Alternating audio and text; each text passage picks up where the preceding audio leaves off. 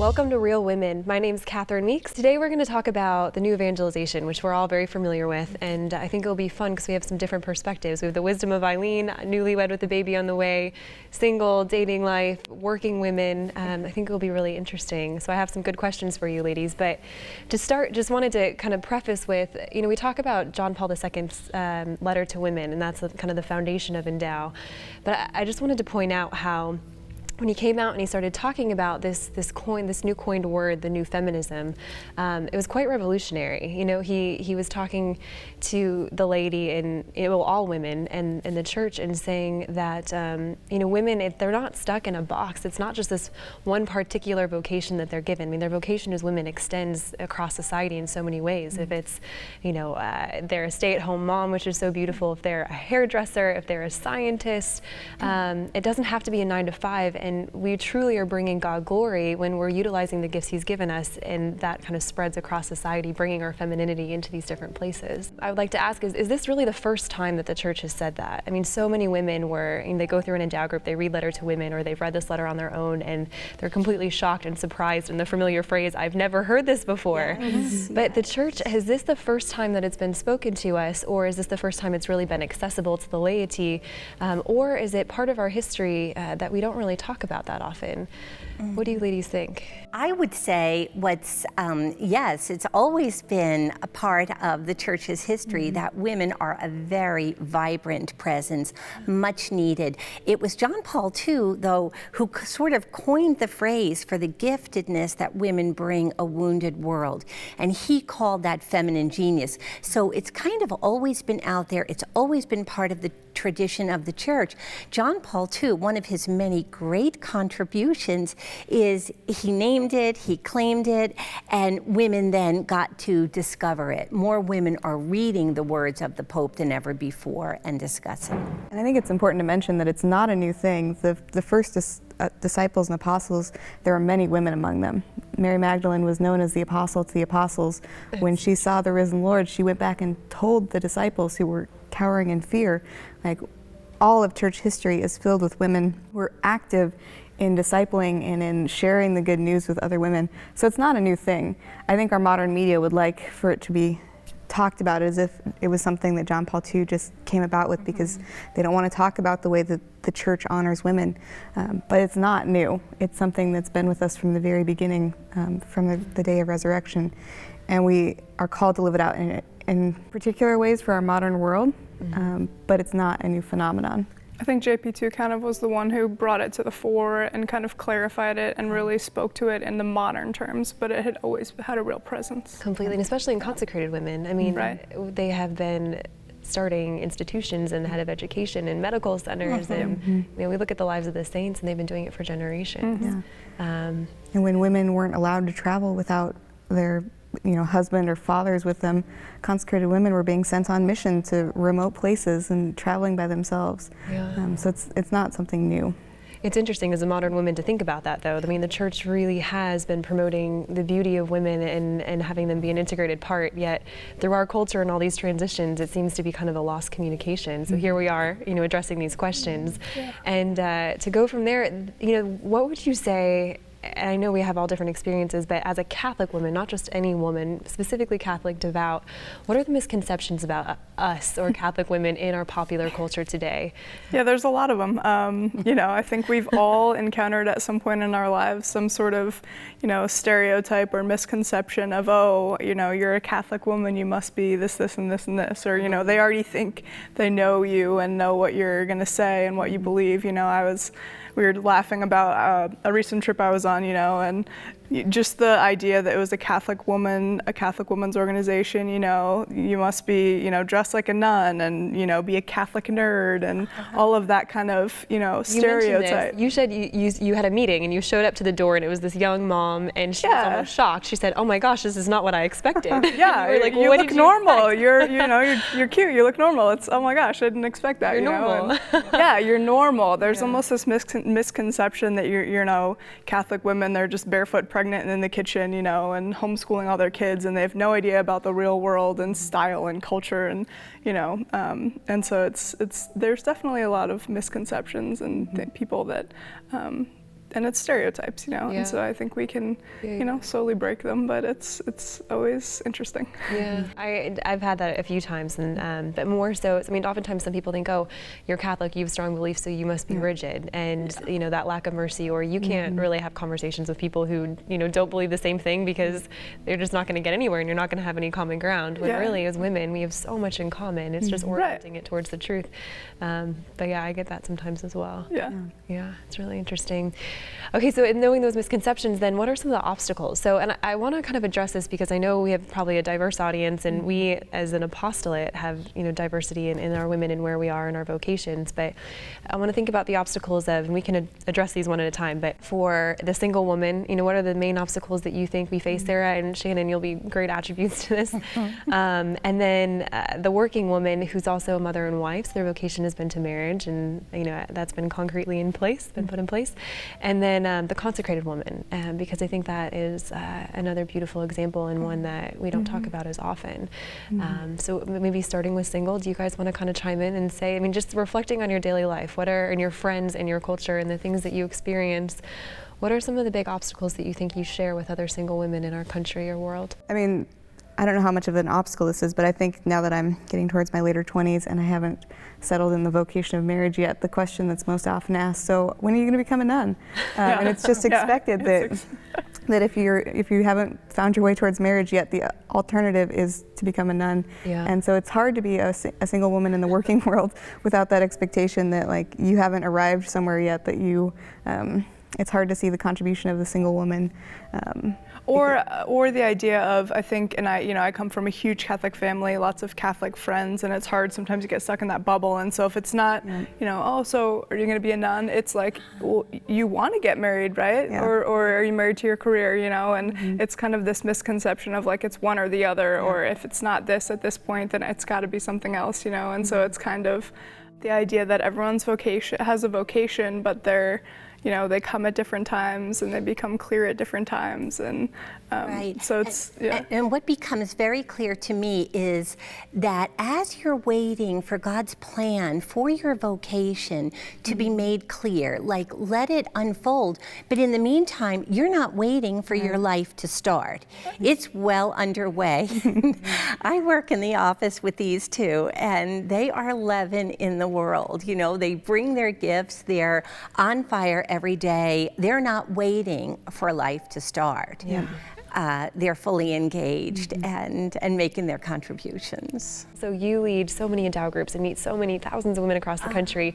So you kind of hear a lot of, you know, varied different obstacles from different ages and backgrounds. It's a wonderful thing bringing women from different walks of life together. You know, you've got pregnant and young women. We have retired women in our group. We have just a little bit of everybody and a lot of different perspectives.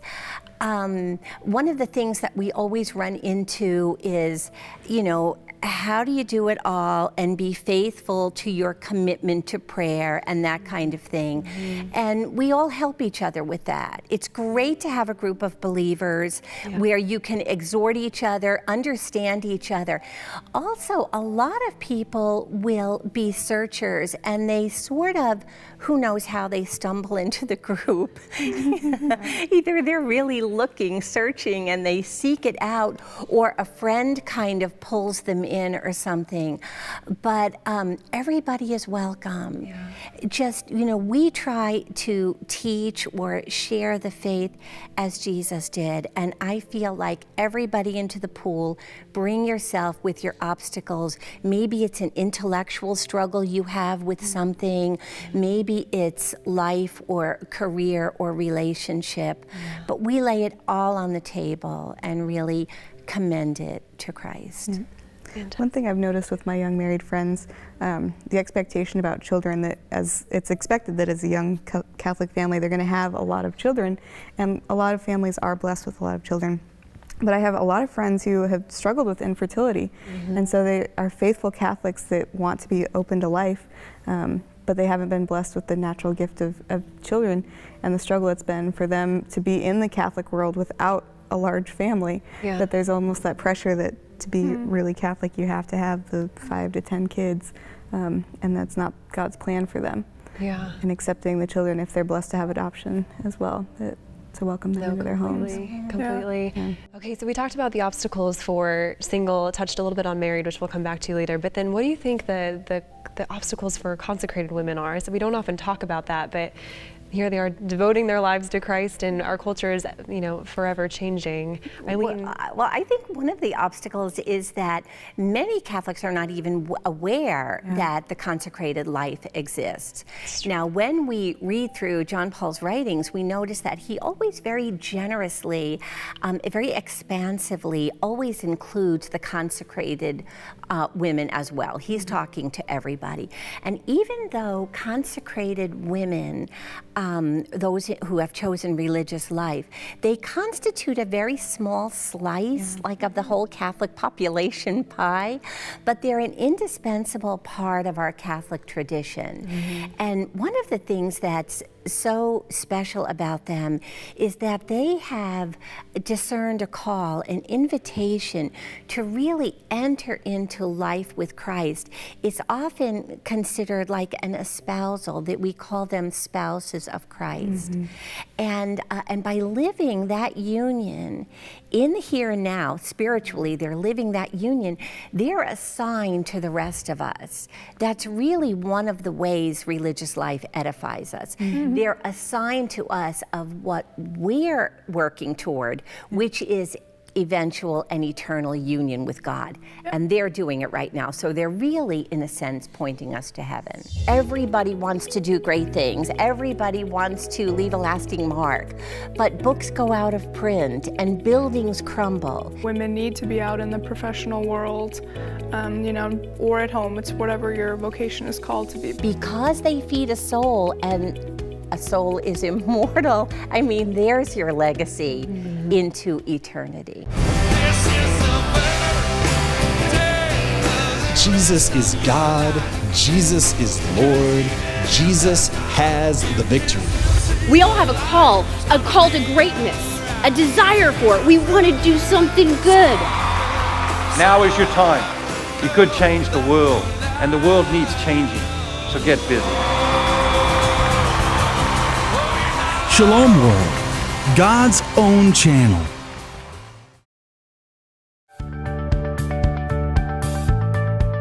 One of the biggest questions that I get asked all the time or read about or see that Catholic women are thinking about is, can women do both? There was just a Verily magazine article about this when, I'm talking to any woman who is single, discerning marriage, newly married, or even been in marriage for several years and now thinking about maybe coming back and doing something different. This seems to be the question on the table. So I'd be really curious to hear what all of you think, individually with your own experiences, and also what you think the church is saying on this is, can we do it all and do it with excellence? Yeah.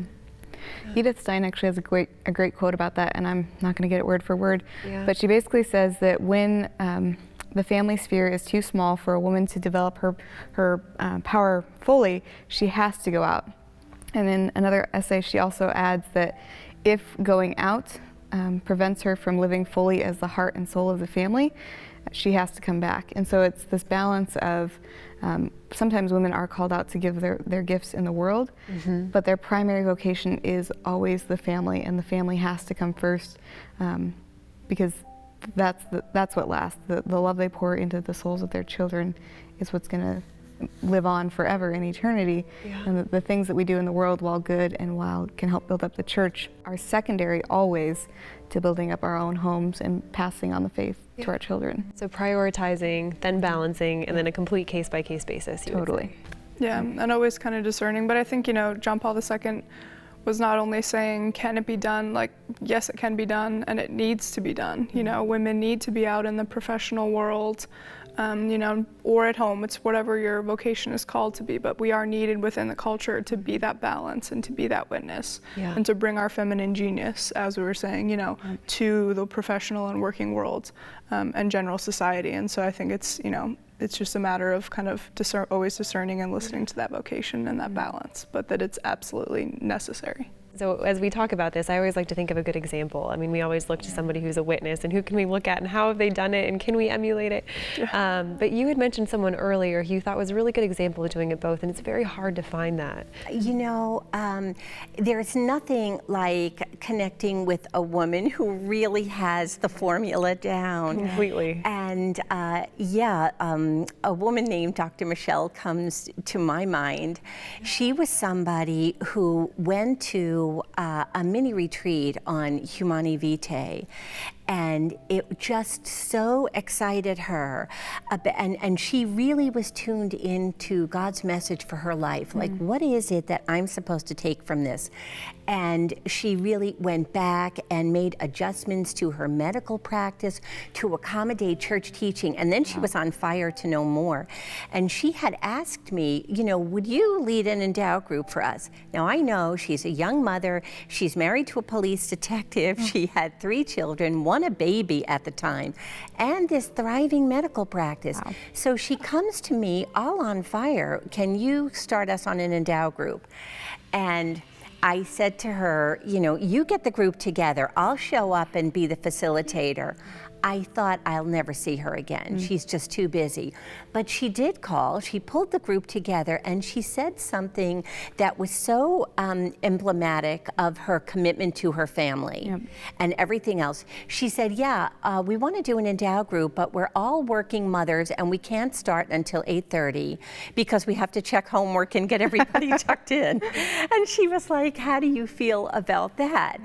And I loved it. I loved it. And so I would go over there and we would open up Letter to Women. We would unpack Humani Vitae, but we always had to end on time because Dr. Michelle wanted to be faithful to her commitment to adoration. Late at night, to leave the home when her husband is there with the sleeping children, and she would go and pray.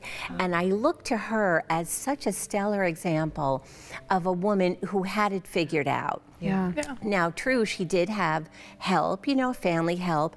Her husband did shift work, so they could work out the practicalities of family life. But God was right there at the center, and it was a beautiful thing to see. Absolutely. I think of St. Gianna too, you know, being a physician and having a beautiful marriage. We can look to her writings and her marriage as well. And she kind of leaves a mark on the church.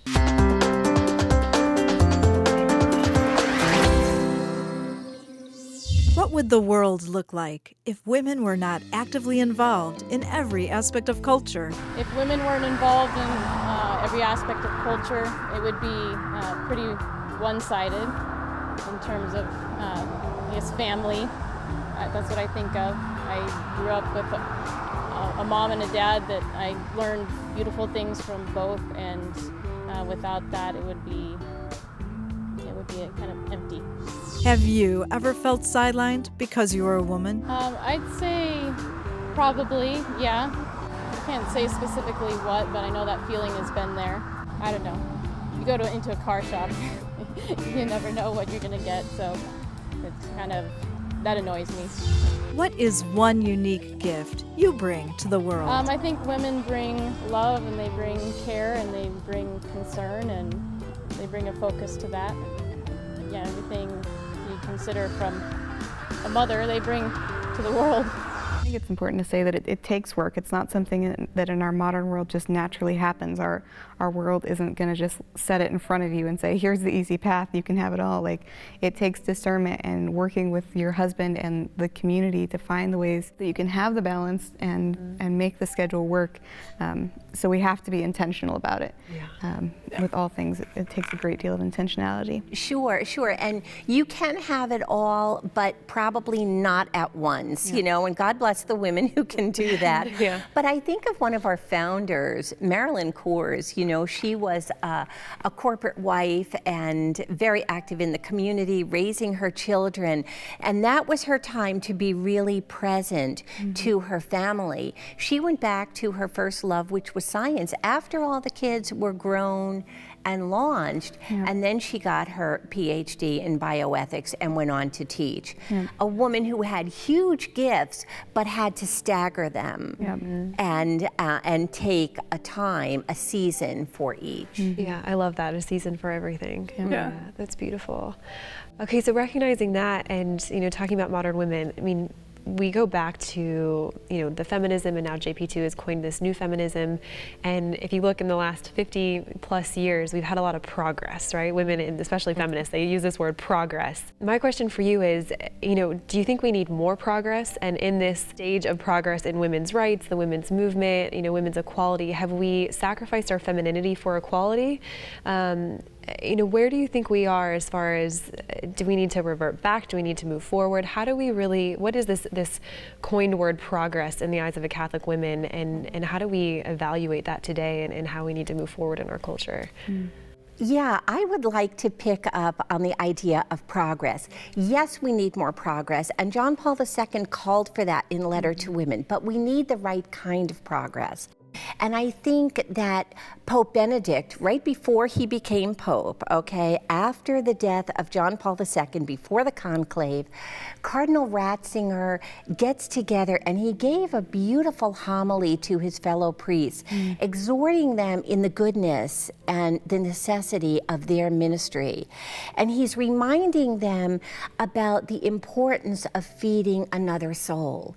Yes, he says, everybody wants to do great things. Everybody wants to leave a lasting mark, but books go out of print and buildings crumble. The only thing that lasts forever, he says, is the human soul made by God for eternity. Therefore, the principal measures of progress really are, the measures of progress are those by which we love.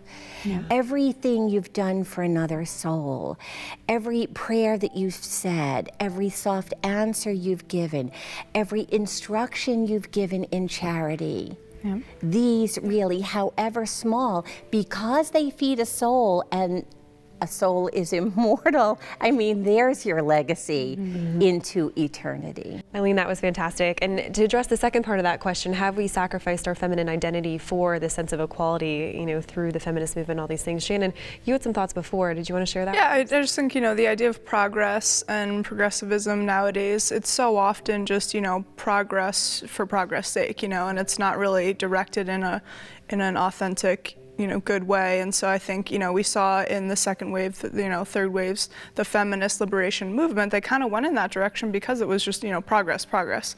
And so it drove us sort of off in the wrong direction. So I think it's not so much that we need more progress today, it's just that we kind of need progress back to that original intention, that original direction that JP2 really talked about with this new feminism, and the idea that yes, men and, masculinity, femininity, men and women, they're both equal in dignity, but they're not the same. So let's recognize the strengths that each of them bring as a team to the table. And so kind of fitting that new feminism into that picture is kind of that progress we need to work back towards, I think. Well, I was just going to say that JP2 calls women to be in all spheres because we do humanize. We do bring the element of love back into a workforce that is so often driven by efficiency, and because we're able to see the other person, we bring that element of love and that, maybe not always intentionally, but that concept of eternity into the workplace with us. And so we need to bring our whole feminine person to wherever God has called us. And that's the kind of progress we need to progress towards the woman that God is calling us to be individually. Yeah, authentic and intentional. Exactly. Okay, before we wrap it up, one thing that I would really love to kind of have all of you touch on is, we've talked about great examples, new feminism, obstacles, misconceptions of Catholic women, but really I think walking away and knowing our Catholic audience and us, so we want to know how to really have the right tools to evangelize. And so just a few simple, basic things that we as Catholic women can really, ponder and think and kind of put in our tool belt as we walk out into our realities.